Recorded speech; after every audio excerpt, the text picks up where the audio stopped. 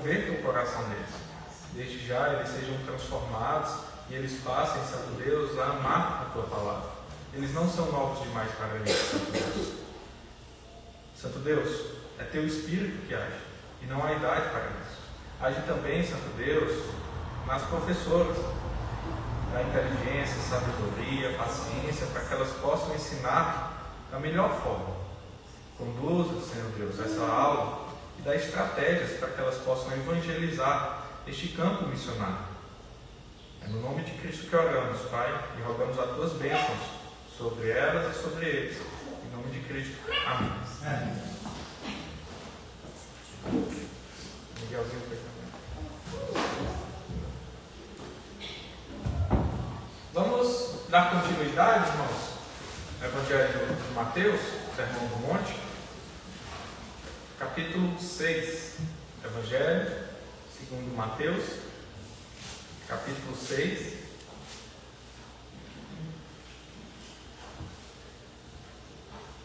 Hoje veremos a partir do verso 5.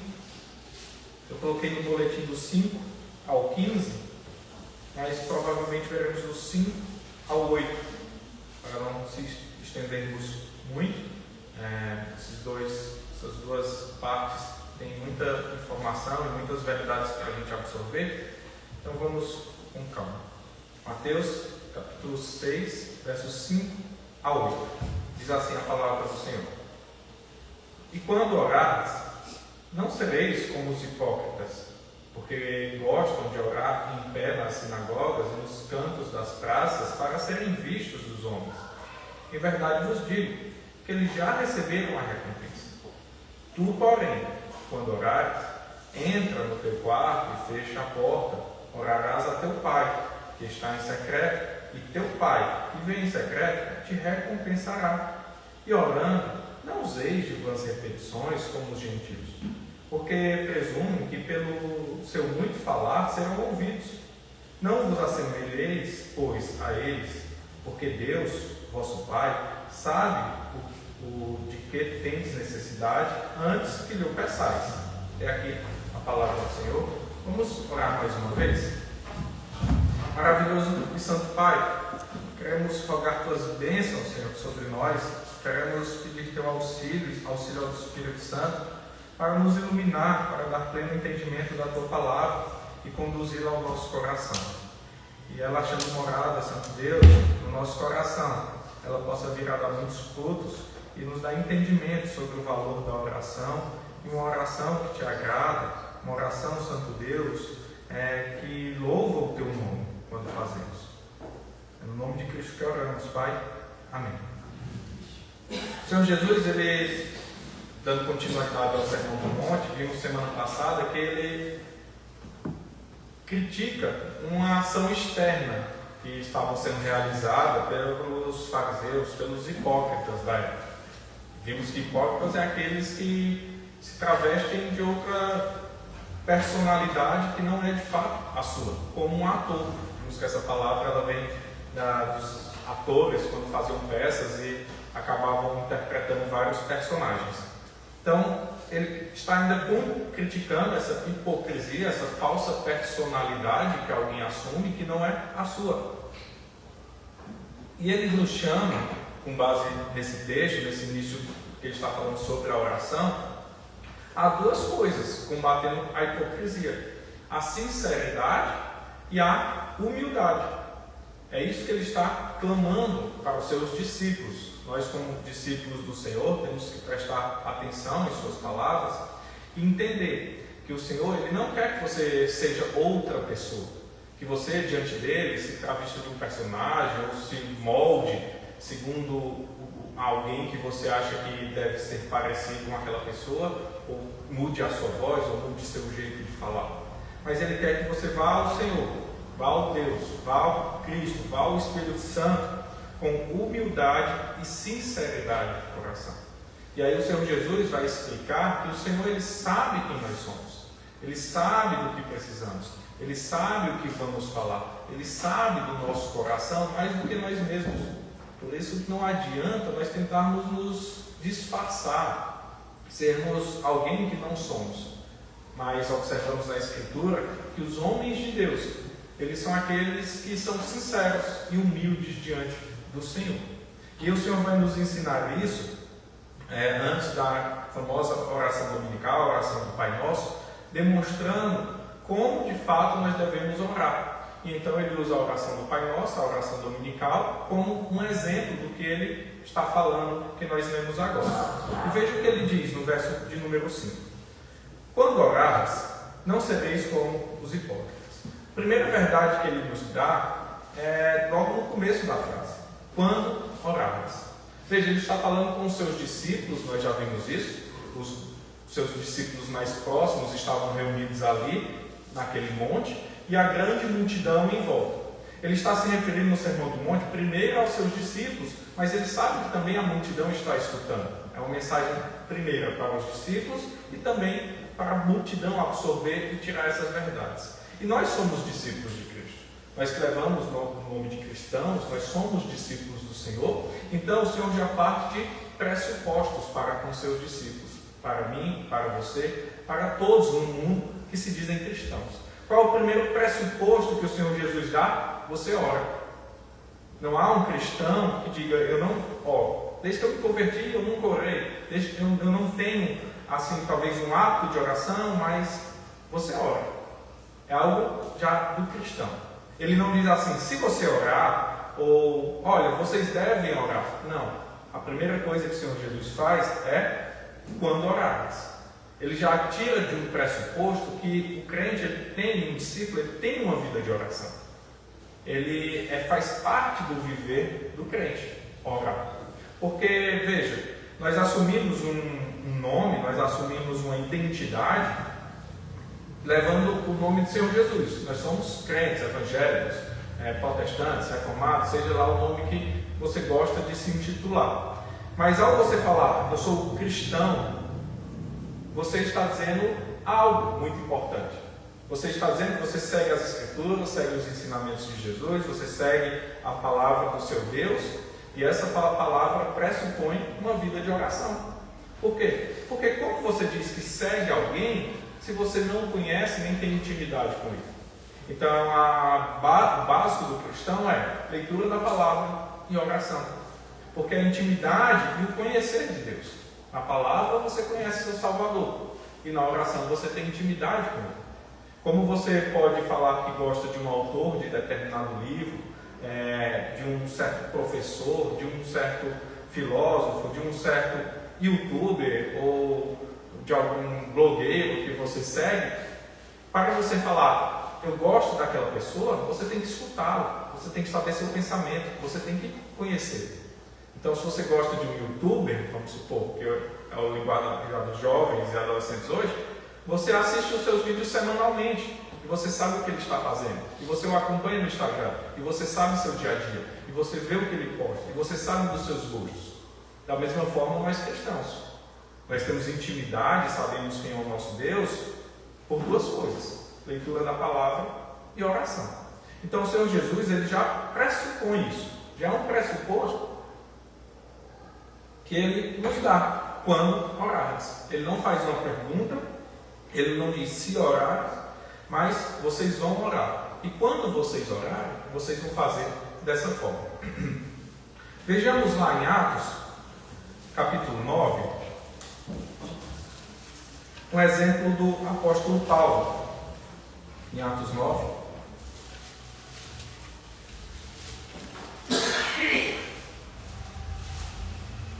Nós veremos os versos 4 a 6, depois 10 e 11.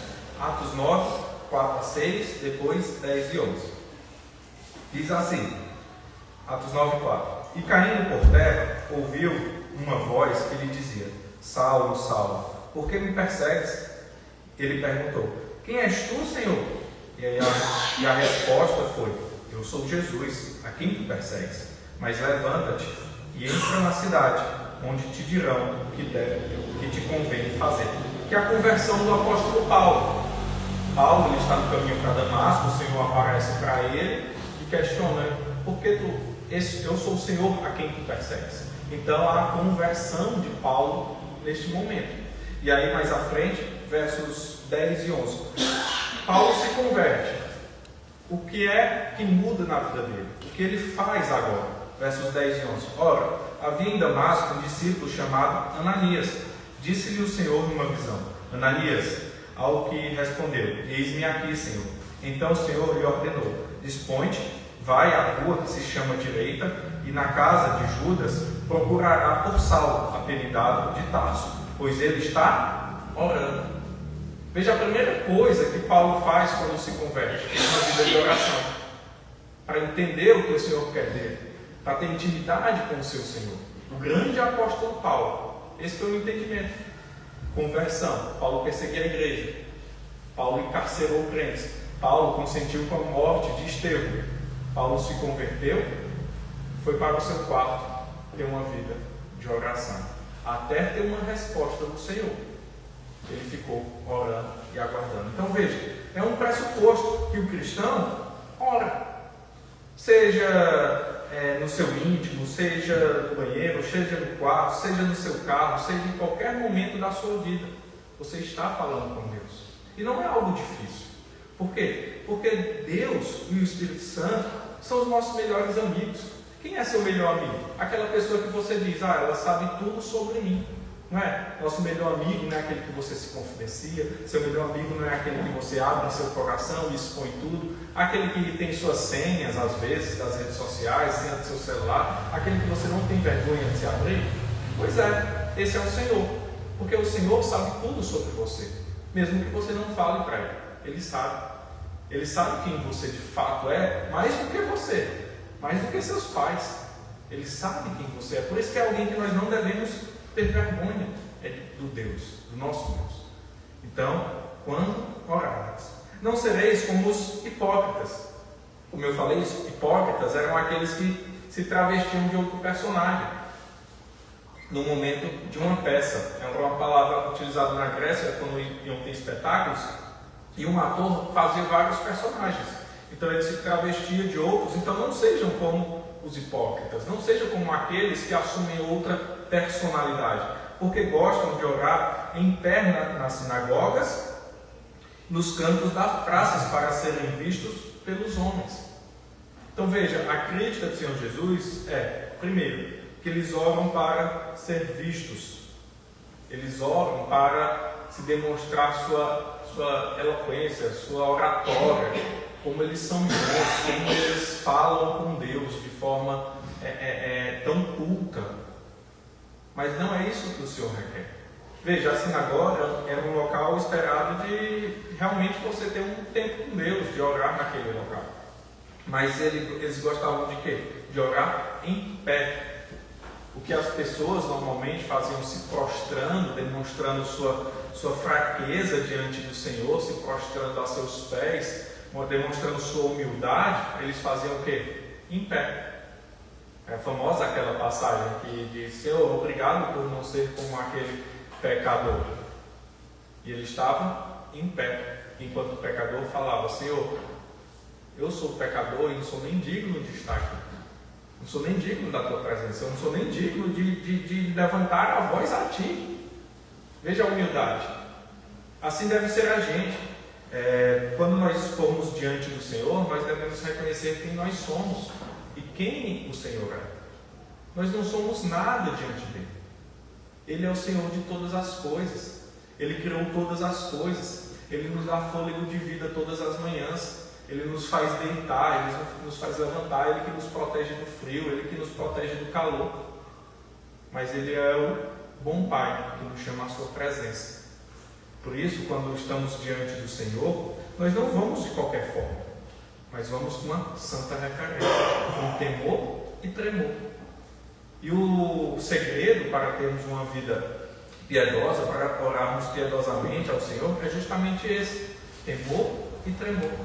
Quando falamos de temor e tremor, não estamos falando um exemplo que você teme e treme do seu pai terreno. O Senhor não é como um pai terreno.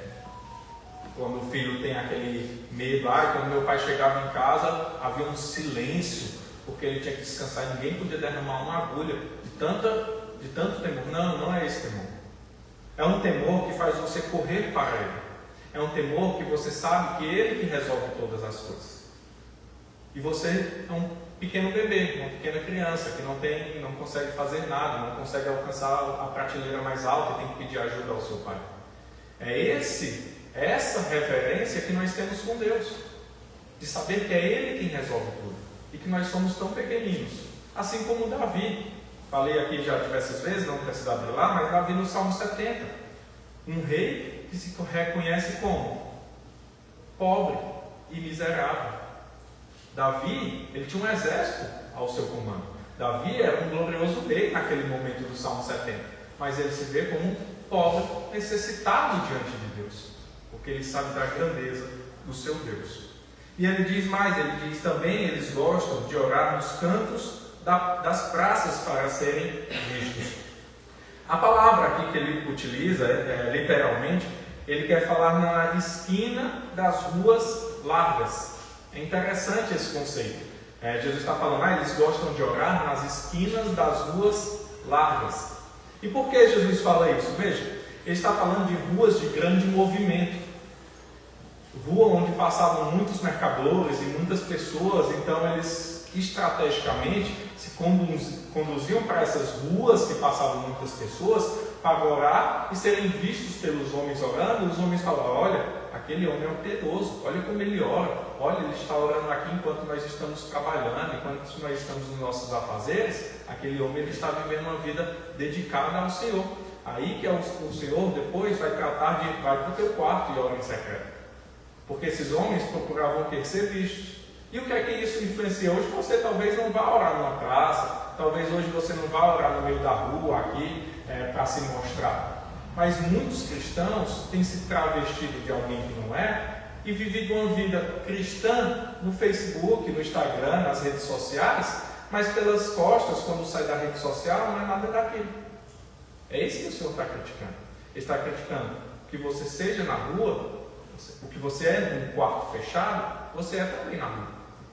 O que você é para ser na rua, não, é melhor que você seja num quarto fechado. Porque Deus está vendo. E o que importa não é as pessoas verem que você tem uma vestimenta de crente, que você fala como um crente, a paz do Senhor, que você anda como um crente com a Bíblia debaixo do braço. Não, Deus não se importa com o que as pessoas veem. Deus se importa com o quê? Com o secreto. Quem é você no secreto? É isso que o texto está trabalhando. Quem é você no secreto? Porque Deus não se importa com o externo, mas Deus se importa com o secreto, com o interno.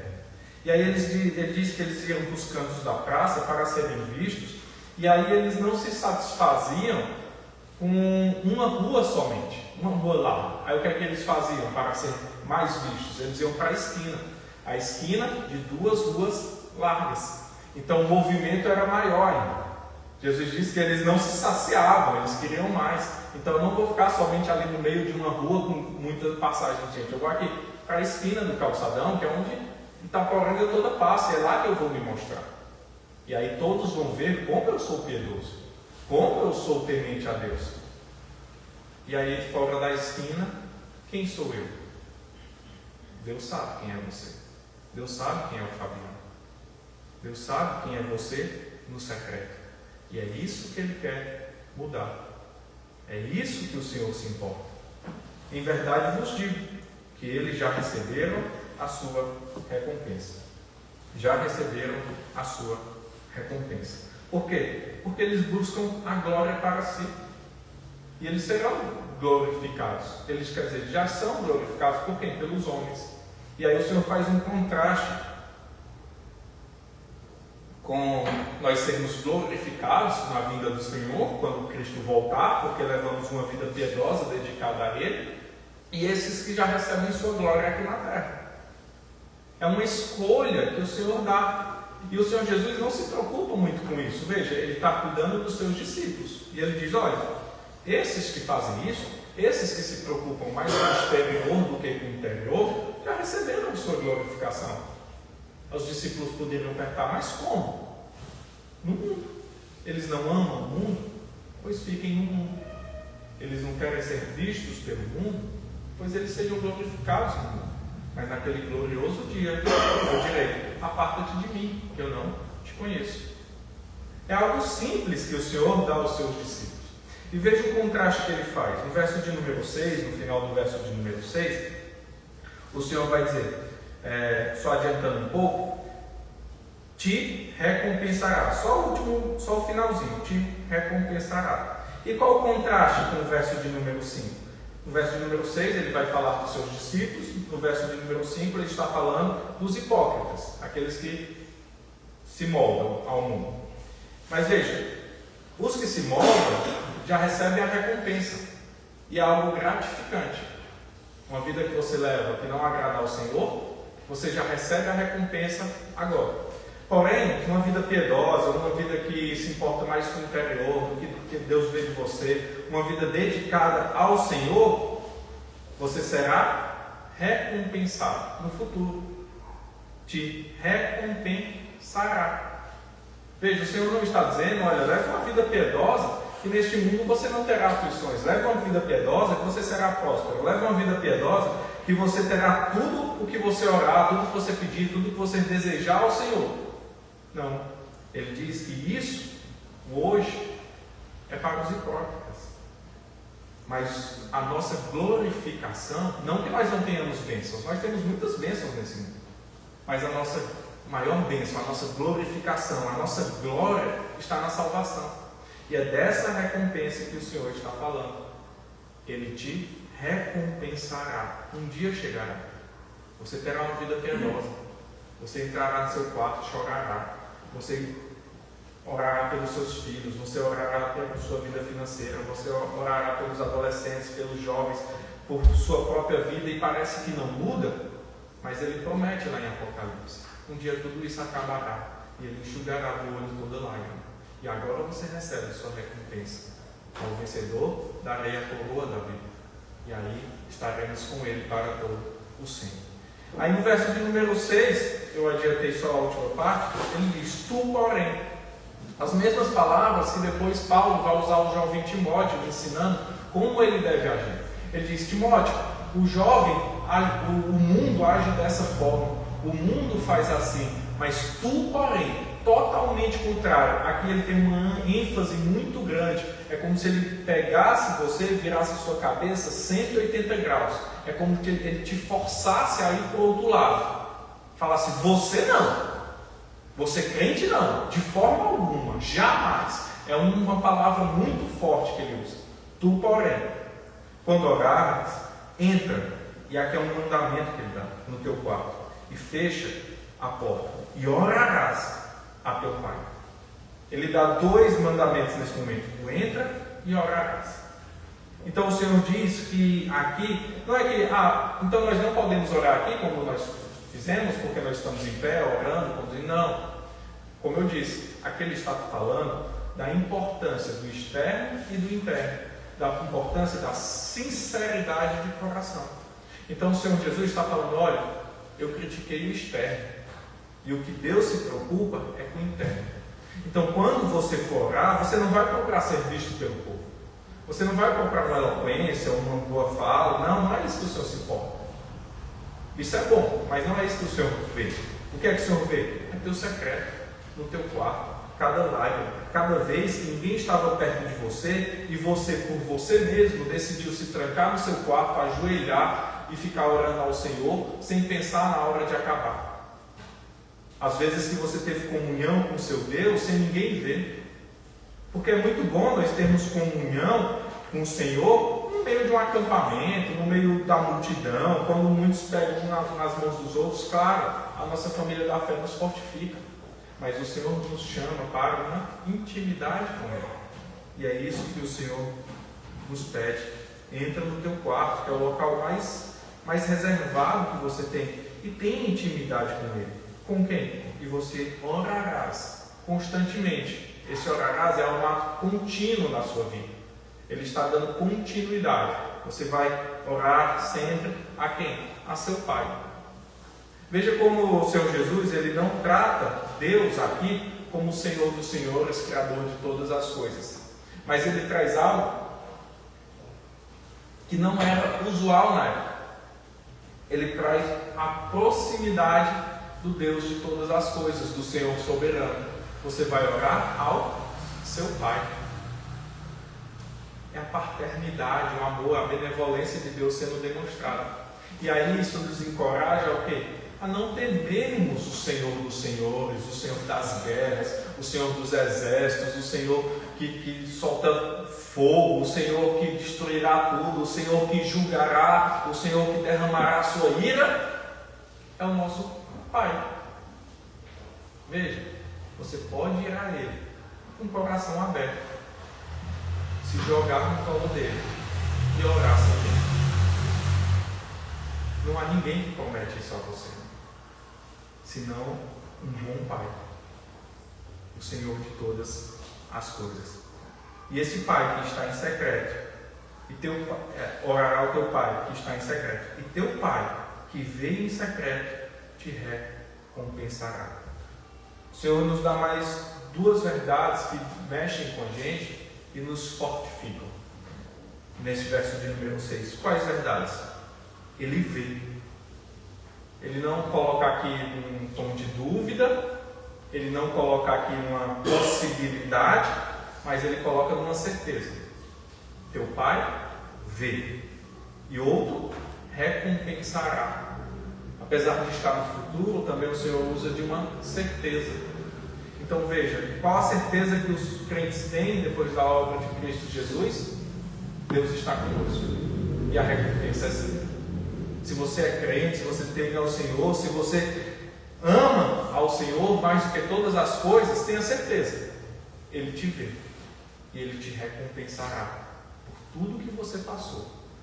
Ele te recompensará. É uma certeza maravilhosa que o Senhor Jesus dá. E o próprio Senhor Jesus desfrutou disso. Veja a aflição que o Senhor teve nos momentos que antecediam a cruz, mas Ele tinha uma certeza: fazer a vontade do Pai, porque Ele sabia que o Pai estava com Ele. E outra, da recompensa que o Pai tinha prometido a Ele. Ele fez isso porque Ele sabia que logo estaria reinando com o Pai. Logo Ele estaria à direita do Pai. E essa mesma certeza que nós temos. Verso de número 7 e 8, o Senhor vai dizer: que orando não useis de vãs repetições como os gentios, porque presumem que pelo seu muito falar serão ouvidos. Não vos assemelheis, pois, a eles, porque o Senhor, vosso Pai, sabe que tendes necessidades antes que lhe peçais. O que esses dois versos estão querendo falar? Primeiro, é de nós, quando orarmos, alguma verdade que a gente pode tirar daqui é de você orar com simplicidade. Algumas pessoas perguntam: eu não sei orar, pastor, eu não consigo. Porque você fica tentando pensar muito nas palavras. A maioria do problema das pessoas é isso. Mas veja, a oração é uma conversa simples com o seu Pai, com o seu Deus. Você tem aquela santa reverência. Você não vai falar de qualquer forma. Ele é o Deus soberano. Mas veja, é seu Pai. Ele sabe, Ele te conhece, Ele sabe do seu coração. Se você tem reverência, Ele sabe, independente das palavras que você usa. Se você tem um santo temor, Ele sabe, independente de como você vai falar com Ele, Ele sabe quem você é. Então, não useis de vãs repetições. Não fiquem repetindo muito, mas vá direto ao ponto. Outra coisa que Ele nos dá é de nós não ficarmos repetindo as mesmas coisas direto. É comum em alguns lugares falar: olha, para você se ver livre disso, ou para você demonstrar arrependimento desse pecado, faça isso e isso 10, 20 vezes, ore isso 10 vezes, ore isso 30 vezes, e então seu pecado está perdoado. Não é pelas vãs repetições, mas é com um coração sincero. Veja, uma oração, uma vez, por menor que seja, com um coração sincero e humildade, é melhor do que orar 50 vezes uma oração formulada, porque você está indo com um coração sincero. Já deu o exemplo de Pedro, quando afundava nas águas, a única coisa que ele falou foi: Senhor, salva-me, e o Senhor estendeu a mão para salvar. Ele não precisou de nada. Depois Pedro iria negá-lo, depois Pedro iria duvidar da sua fé, mas o Senhor o amava, o Senhor o salvou. Depois ele se converteu verdadeiramente ao Senhor e se tornou o grande apóstolo Pedro. Veja, o Senhor sabe quem nós somos, sabe dos nossos erros, Não foi o próprio Senhor que disse: Pedro, tu me negarás. Não, Senhor, jamais. Mas Jesus o conhecia, mais do que a ele próprio, mais do que a Pedro se conhecia, o Senhor o conhecia. Ele sabe quem somos, por isso sejamos sinceros, não usemos de vãs repetições. Por quê? Porque você pensa que pelo muito falar, Deus vai se moldar ao seu querer. Não, Deus é soberano. O que é que o Senhor está criticando? Não é algo que você faz. Não é pelo que você faz que Deus vai moldar e realizar. Não, é por causa de quem Ele é e como lhe aprouve realizar, como o Senhor quer realizar, como Ele deseja fazer em sua vida. É isso que o Senhor está falando. Não vos assemelheis, pois, a eles, porque Deus, o vosso Pai, sabe. Ele sabe disso, de que tendes necessidades, antes que você peça. Então veja, não é o pedir. O Senhor não está dizendo: olha, vá a Deus em oração para lembrar Ele de suas necessidades. Senhor, eu quero isso, Senhor, eu quero aquilo, Senhor, necessito disso, necessito de cura, necessito de trabalho, necessito de uma mudança financeira, necessito de reconciliação com minha esposa, com meu marido, com os meus filhos. Você deve orar por isso, mas não é isso que o Senhor quer.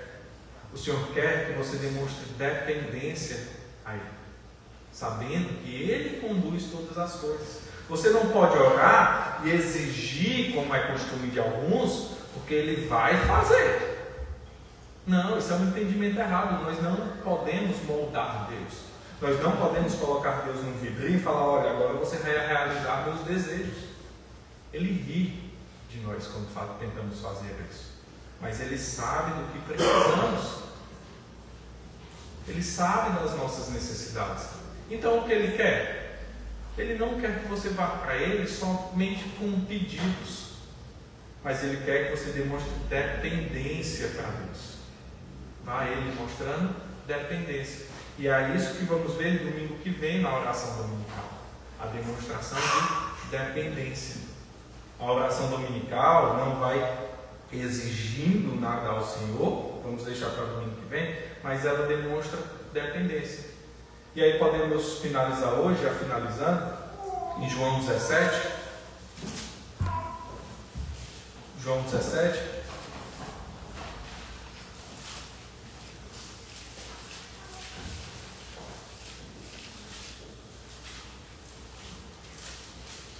Nós observamos a oração do Senhor Jesus.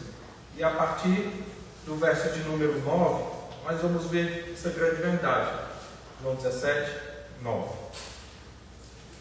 É por eles que eu rogo. Não rogo pelo mundo, mas por aqueles que me destes, porque são teus. Ora, todas as minhas coisas são tuas, e as tuas coisas são minhas, e neles eu sou glorificado.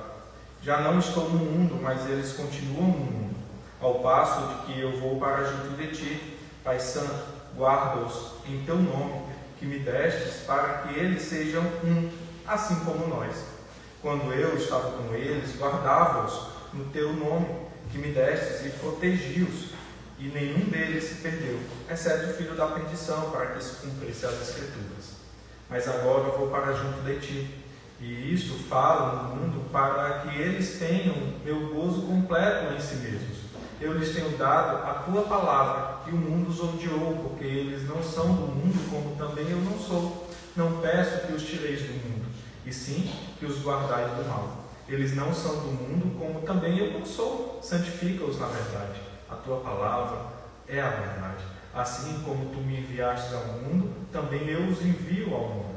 E a favor deles eu me santifico a mim mesmo, para que eles também sejam santificados na verdade. Não rogo somente por esses, mas também por aqueles que vierem a crer em mim. Jesus orou por mim e por você neste momento, por intermédio da sua palavra, a fim de que todos sejam um, e como és tu, ó Pai, em mim, e eu em ti, também sejam eles em nós, para que o mundo creia que tu me enviaste. Eu lhes tenho transmitido a glória que me tens dado, para que sejam um, como nós somos. Eu neles, tu em mim, a fim de que sejam aperfeiçoados na unidade, para que o mundo conheça que tu me enviastes e os amastes como também amastes a mim. Pai, a minha vontade é que onde eu estou, estejam também comigo os que me destes, para que vejam a minha glória que me conferistes, porque me amastes antes da fundação do mundo. Pai justo, o mundo não te conheceu, eu, porém, te conheci, e também estes compreenderam que tu me enviastes. Eu lhes fiz conhecer o teu nome, e ainda o farei conhecer, a fim de que o amor com que me amastes estejais neles, e eu neles esteja. Veja o Senhor Jesus. O Senhor Jesus, no final da sua obra, ele ora ao Pai. Uma oração de dependência e clamor por quem? Por mim, pelos apóstolos, por mim e por você. Ele diz, não oro somente por esses, mas também por aqueles que irão crer em mim. Era Jesus nos vendo naquele momento. Orando por mim e por você, para que tenhamos o quê? Assim como ele, uma dependência do Pai. Veja, o próprio Deus se fez carne e se mostrou dependente do Pai. Assim nós, quando nós formos em oração, não busquemos vanglória, não busquemos demonstrar alguém que não somos, mas que sejamos, diante do Senhor, o que de fato somos. Se você tem falhas, se você ainda precisa vencer algo, o Senhor sabe. Demonstra isso a Ele, vai em secreto e diz, Senhor, eu tenho dificuldades, eu tenho falhas, eu tenho pecados que eu preciso vencer e preciso da tua ajuda. Por quê? Porque você reconhece que Ele é o soberano Senhor. E sem Ele, você não consegue nada. Vamos ao nosso Deus em oração neste momento. Santo Deus, maravilhoso Pai, esta é a tua palavra, Senhor, verdadeira e eficaz, que nos transforma, que nos demonstra, Santo Deus, que devemos depender de Ti em qualquer situação. Que não é pelas nossas próprias forças que vamos conseguir, não é pelo muito falar, que vamos te moldar teu querer ou tua soberania, mas é demonstrando um coração humilde, quebrantado, demonstrando sinceridade diante do Senhor, que seremos glorificados e receberemos a nossa recompensa naquele glorioso dia.